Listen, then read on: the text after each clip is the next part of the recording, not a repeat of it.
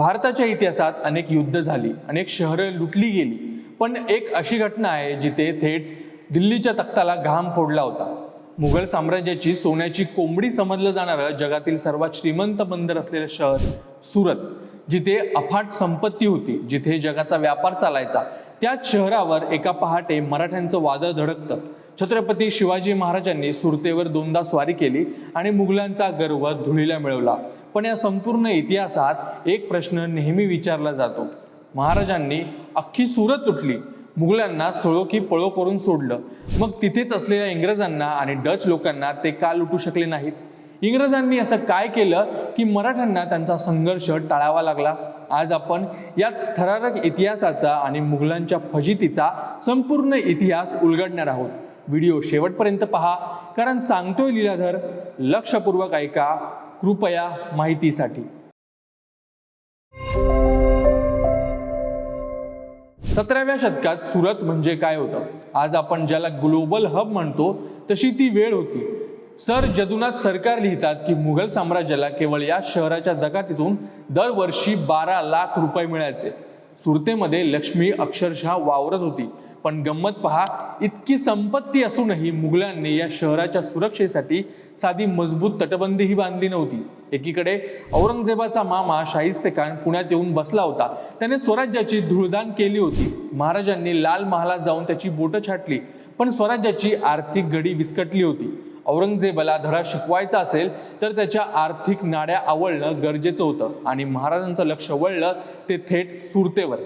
बहिर्जी नाईक यांनी 3 महिने आधीच सुरतेचा कानाकोपरा तपासून घेतला होता. 5 जानेवारी 1664 ची सकाळ.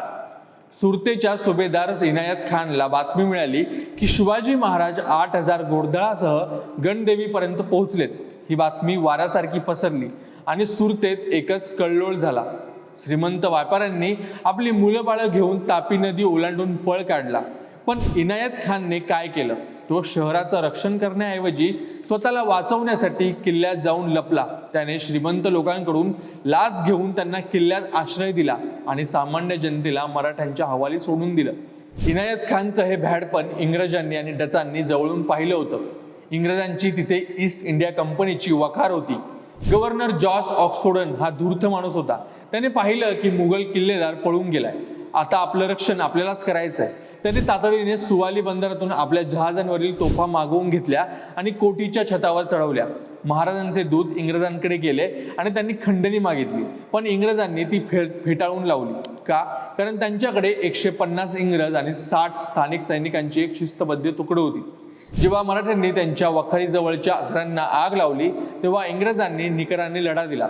जदुनाथ सरकारांच्या मते महाराजांना या मोहिमेत वेळ वाया घालवायचा नव्हता. त्यांना इंग्रजांशी युद्ध करून आपली शक्ती खर्च करण्यापेक्षा मुघलांची संपत्ती गोळा करणं जास्त महत्त्वाचं होतं. इंग्रजांच्या धूर्तपणामुळे आणि त्यांच्या तोफांच्या धाकामुळे मराठ्यांनी त्यांच्या वाटेला न जाता इतर शहरावर लक्ष केंद्रित केलं. महाराजांनी सुरत लुटली, पण तिथेही त्यांनी आपली नैतिक पथ्ये पाळली होती. फ्रेंच प्रवासी फ्रान्सवा बर्नियरने लिहून ठेवलंय की महाराजांनी ख्रिश्चन धर्मगुरू फादर एम्ब्रोस यांच्या चर्चला आणि घराला हात न लावता इतकंच नाही तर मोहनदास पारेख नावाचा एक व्यापारी जो खूप दानधर्म करायचा, त्याच्या घरालाही धक्का लावला नाही. लूट कोणाची झाली? तर मुघल अधिकाऱ्यांची आणि त्या व्यापाऱ्यांची, जे सामान्य जनतेला लुबाडून श्रीमंत झाले होते. बिरजी वोरा ज्यांची संपत्ती त्यावेळी 80 लाख रुपये होती, त्यांचा वाडा मराठ्यांनी रिकामा केला होता. हाजी सय्यद बेगची गोदामं लुटली. हा पैसा स्वराज्यासाठी, उभारणीसाठी आणि किल्ल्यांच्या डागडुजीसाठी वापरला जाणार होता. या लुटीत अँथनी स्मिथ नावाच्या एका इंग्रजांना मराठ्यांनी पकडलं होतं. जेव्हा त्याला महाराजांसमोर उभं केलं आणि खंडणी मागितली तेव्हा तो मोठ्या दिमागात उतरला. एका पुस्तकात उल्लेख आहे की महाराजांनी त्याला शिक्षा देण्याचा इशारा दिला होता, तेव्हा तो घाबरला नाही. त्याच्या या धैर्यामुळे महाराजांनी केवळ 350 रुपये घेऊन त्याला सोडून दिलं. औरंगजेब खवळला होता. त्याने सुरतेभोवती भिंत बांधली, किल्ला मजबूत केला. पण 1670 मध्ये महाराजांनी पुन्हा एकदा सुरतेवर स्वारी केली. यावेळेस त्यांनी आधीच खलिता पाठवला होता की मुघलांनी चौथाई द्यावी, अन्यथा परिणामांना तयार राहा. उत्तर मिळालं नाही आणि 3 ऑक्टोबर 1770ला मराठे पुन्हा शहरात घुसले। यावेळी इंग्रजांनी आपली वखार नदी पलीकडे हलवली होती आणि निकराने लढा दिला। फ्रेंचांनी मात्र महाराजांना मोठ्या भेटवस्तू देऊन आपली सुटका करून घेतली। या दुसऱ्या लुटीत महाराजांना सुमारे 66 लाख रुपये मिळाले। मुघलांचं आर्थिक केंद्र असलेलं सुरत आता पूर्णपणे विस्कळीत झालं होतं। इतिहासकार म्हणतात की काही मुठभर इंग्रजांनी आपली संपत्ती वाचवली तर 8 लाख लोकसंख्या असलेलं सुरत शहर लुटलं गेलं। हे का झालं? कारण मुघलांकडे नेतृत्व नव्हतं। इनायत खान सारखे अधिकारी केवळ स्वतःचा विचार करत होते। या उलट महाराजांनी सुरत लुटून सिद्ध केलं की मुघलांची तिजोरी सुरक्षित नाही। काही लोक याला लूट म्हणतात, पण हा राजकीय सूड होता। शाहिस्तेखानाने स्वराज्यात जे नुकसान केलं होतं त्याचा हा वचपा होता।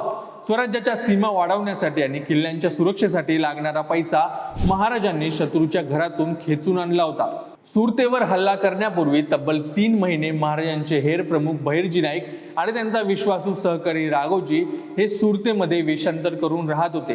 त्यांनी सुरतेतील गल्ल्या, व्यापाऱ्यांची गोदामं आणि मुघल सैन्याची कमकुवत ठिकाणं याची खडानखडा माहिती गोळा केली आणि बहिर्जींनी महाराजांना कळवलं होतं की सुरतेत मुघलांचं 5000 सैन्य असलं तरी त्यातले फक्त 1000 सैनिक खरोखर लढण्यालायक आहेत, बाकीचे फक्त नावापुरते आहेत। याच माहितीच्या जोरावर महाराजांनी केवळ 8000 मावळ्यांच्या जीवावर 8 लाख लोकसंख्या असलेल्या शहरावर चाल केली होती। जेव्हा मराठा सैन्य सुरतेत शिरलं तेव्हा त्यांनी केवळ श्रीमंत आणि मुघलांच्या धार्जिने व्यापाऱ्यांनाच लक्ष केलं होतं। पण जेव्हा इनायत खानने वाटाघाटीसाठी पाठवलेल्या वकिलाने थेट महाराजांवरच हल्ला करण्याचा प्रयत्न केला तेव्हा वातावरण तापलं। त्या वकिलाच्या हल्ल्यामुळे संतप्त झालेल्या मराठ्यांनी काही जणांचे हात छाटले, पण तरीही महाराजांनी आपल्या सैन्याला कडक ताकीद दिली होती की कोणत्याही गरीब व्यक्तीला, महिलांना किंवा मशिदीला धक्का लावायचा नाही। फ्रेंच प्रवासी फ्रान्सवा बर्नियरने लिहून ठेवलंय की शिवाजी महाराजांच्या सैन्यात जी शिस्त होती ती मुघलांकडे कधीच नव्हती। मुघल सुभेदार इनायत खान किल्ल्यात बसून स्वतःची कातडी वाचवत होता, पण त्याचे सैनिक शहरातील रयतेवर झालेल्या हल्ल्याकडे दुर्लक्ष करत होते। आश्चर्याची गोष्ट म्हणजे सुरतेच्या रयतेने मुघलांना इतक्या जकात भरला होता की तरीही संकटाच्या वेळी मुघलांनी त्यांना वाऱ्यावर सोडलं। याचमुळे सुरतेतील सामान्य जनतेच्या मनात मुघल सत्तेबद्दल प्रचंड चीड निर्माण झाली होती। 1670च्या दुसऱ्या स्वारीत तर परिस्थिती अजूनच गंभीर होती। पहिल्या लुटीनंतर औरंगजेबाने सुरतेभोवती जी भिंत बांधली होती ती मराठ्यांनी सहज ओलांडली। यावेळी महाराजांनी केवळ लूट केली नाही तर मुघलांचा व्यापार पूर्णपणे विस्कळीत केला। इतिहासाचे अभ्यासक संजय सोनावणे त्यांच्या राघोजी आणि लूट सुरतेची या कादंबरीत उल्लेख करतात। या दोन्ही स्वारांमुळे सुरतेचं वैभव इतकं धुळेला मिळालं की युरोपीय व्यापाऱ्यांनी आपला व्यापार मुंबईकडे वळवण्यास सुरुवात केली। म्हणजे आज जे मुंबईचं आर्थिक महत्त्व आहे त्याची पायाभरणी कुठेतरी शिवरायांनी सुरतेच्या नाड्या आवळल्यामुळे झाली होती असं म्हटलं तर ते चुकीचं ठरणार नाही। तुम्हाला काय वाटतं? इंग्रजांनी महाराजांना प्रतिकार केला ही त्यांची ताकद होती की महाराजांची दूरदृष्टी आणि त्यांनी इंग्रजांशी अकारण संघर्ष टाळला?